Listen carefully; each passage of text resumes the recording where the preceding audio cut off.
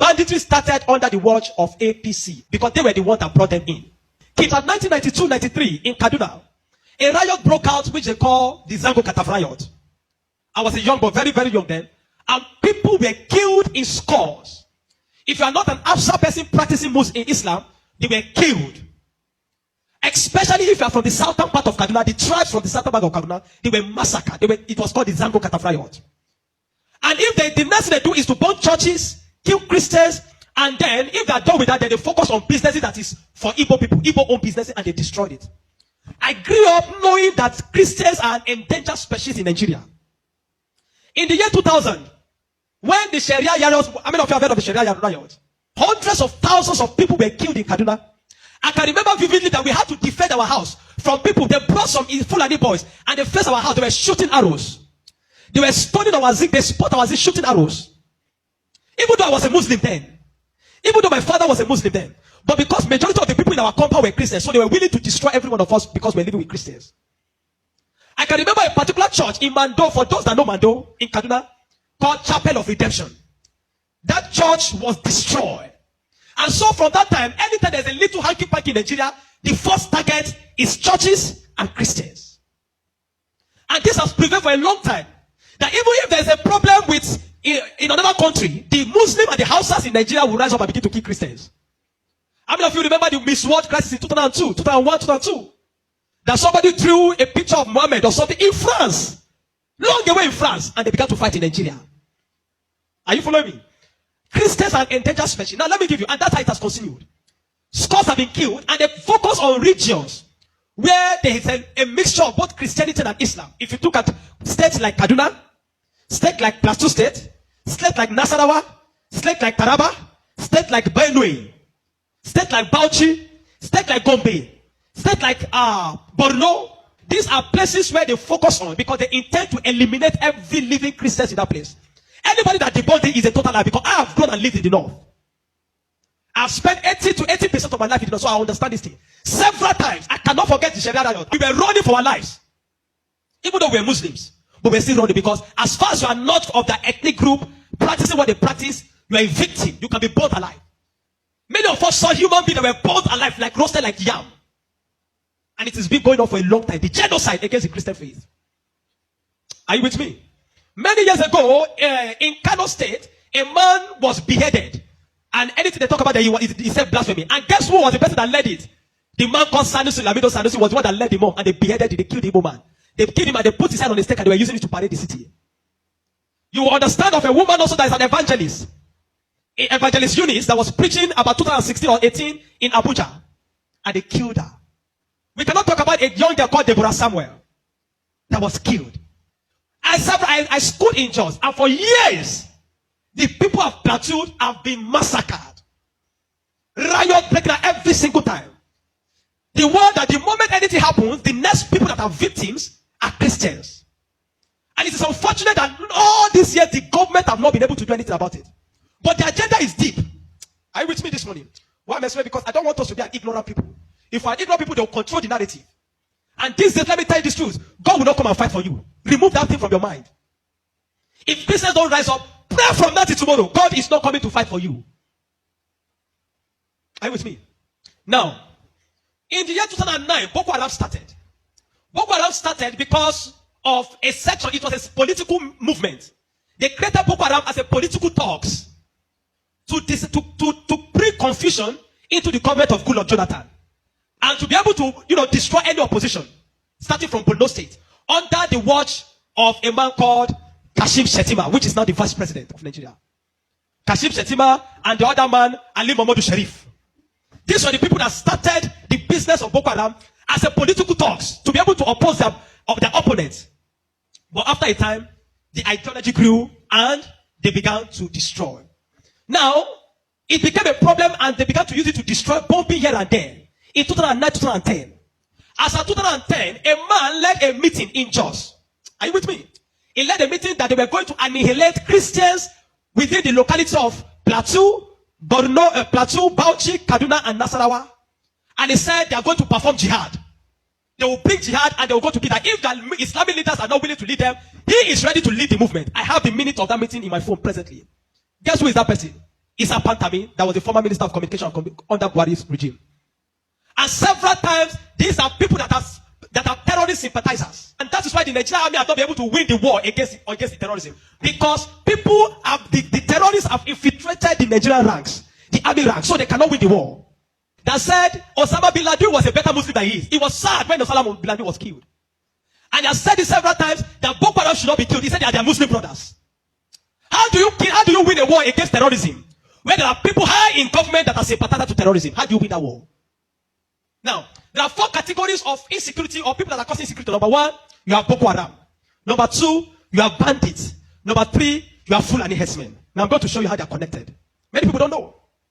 The Boko Haram and the Fulani herdsmen have one mission. The mission is simple: Islamize Nigeria. Come to a territory that are Christian dominated, kill everybody there, occupy their land. Go to Benue, look for a community, kill them there, occupy their land. That's always me. Boko Haram and the Fulani herdsmen. Have you noticed that Fulani herdsmen they don't kidnap, they kill? There's hardly a place you hear that Fulani herdsmen capture, that they say these are Fulani herdsmen. No, when they go, they kill. How do they kill? They kill with guns. You must now ask yourself, how does a Fulani man get AK-47? Do you know the cost of one AK-47?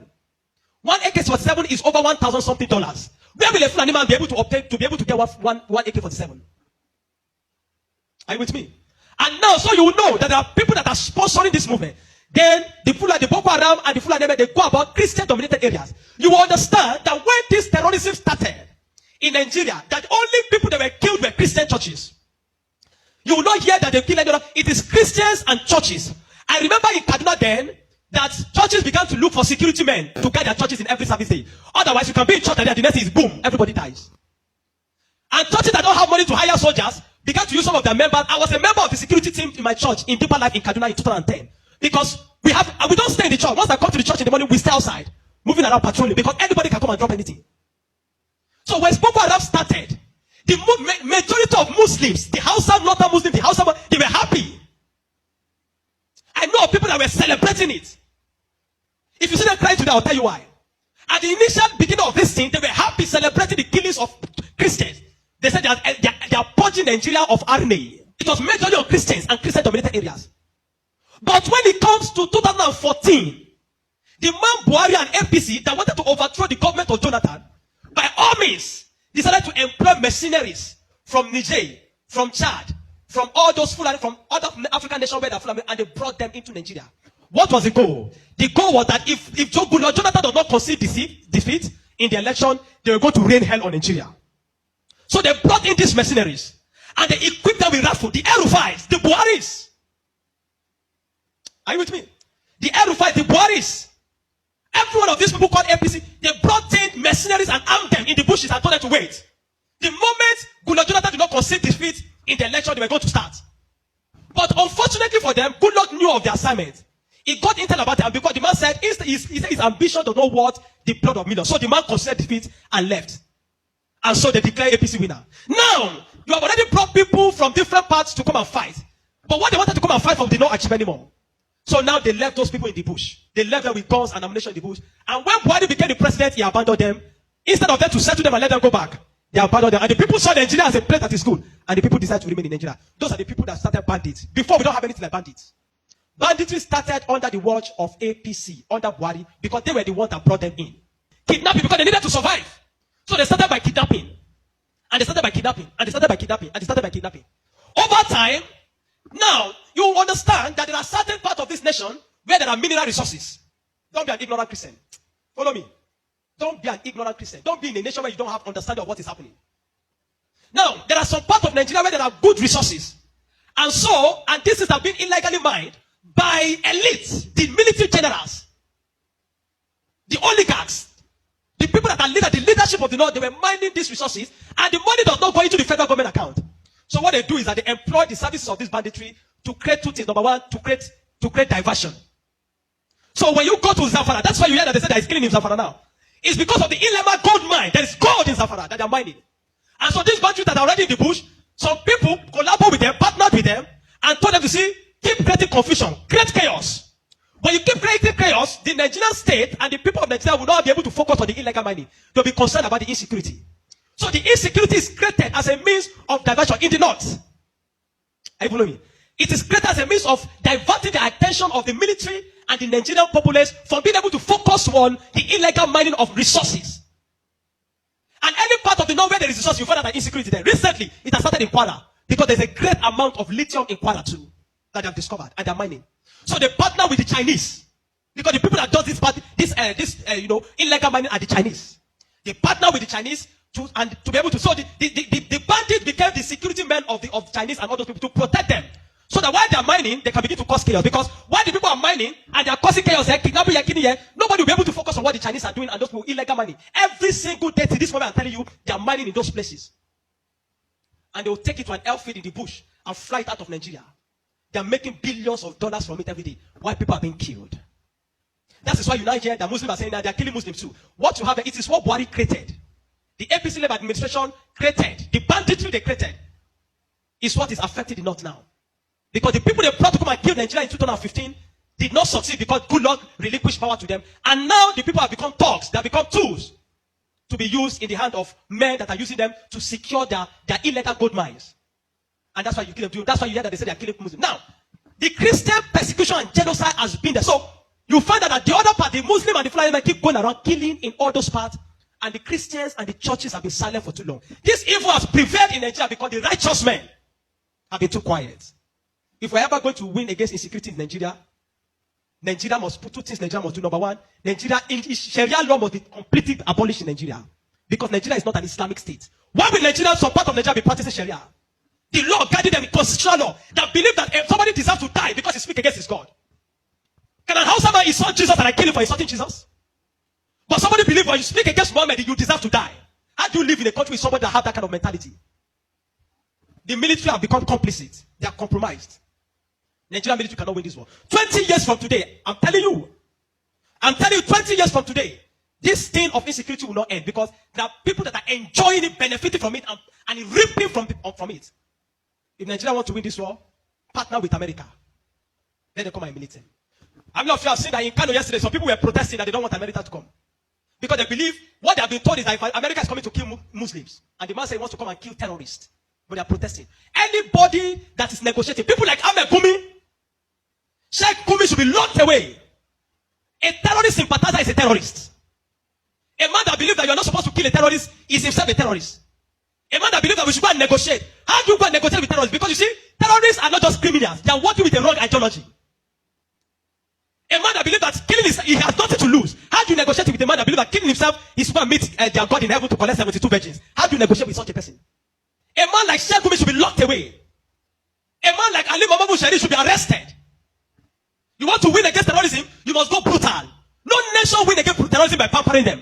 The custom is taking rice, seizing rice from Nigeria and taking it to terrorists in the bush that they need to take care of them because they are human beings. No. The moment you have become a terrorist, that you see that taking the life of your fellow human being is nothing, is to please a God, then you don't deserve to live. Children of God, I'm not going to ask you to pray because this is not a period of prayer. This is a period of action. Reverend Dr. Ezekiel from Jos, the man have been speaking, have paid attention. Not for once have they invited the man for interview because they don't want to give the man any airtime. But you see, any little thing they will call Gumi and give him microphone. Gumi, they are inviting Gumi up and down. The media is complicit. The Nigerian military are complicit. You can't win war with this Nigerian army, not because they don't have the capacity, but because they are compromised. Buhari created banditry. The people like Gumi and the rest of them, they are the people that facilitated the idea of Boko Haram. And today, some of them are your leaders in government. Some of them, most of them are moving free. Not one have been arrested. Kabiru Sokoto that bombed Nyanyan in 2011. When they rearrested him, guess where they caught him? In the house of Shetima in Abuja. What is he doing in the house of Shetima if Shetima doesn't know him? But today, Shetima is your vice president. How do you win a war where terrorists are ruling you? Where terrorist sympathizers are moving around? This is not a period to say we are praying. No! This is a period of wisdom. This is a period of action.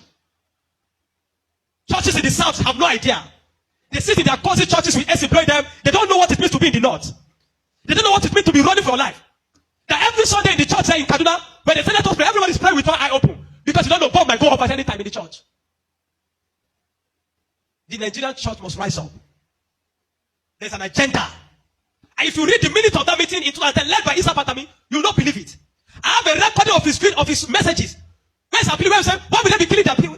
He said, why would they be killing his Muslim brothers? Referring to Boko Haram as their Muslim brothers. How do you win with such a people in government? And that guy was a minister under Buhari for 8 years. Do you know why I'm telling you this morning? You are in Nigeria. If you are not aware of what is happening around you, in a short time, one day your calamity will just come. You will not know how. Are you with me? The banditry that is destroying them in the north was created by the people Buhari brought for mercenaries to destroy Nigeria in 2015 in case he did not win. Unfortunately, he won, and those people were left without fight. And they began to use the weapons they have been provided for. These guys have sophisticated their weapon. They move logistics, move money in dollars. Where do you think they're getting it from? You think it's from the sale of cow? No.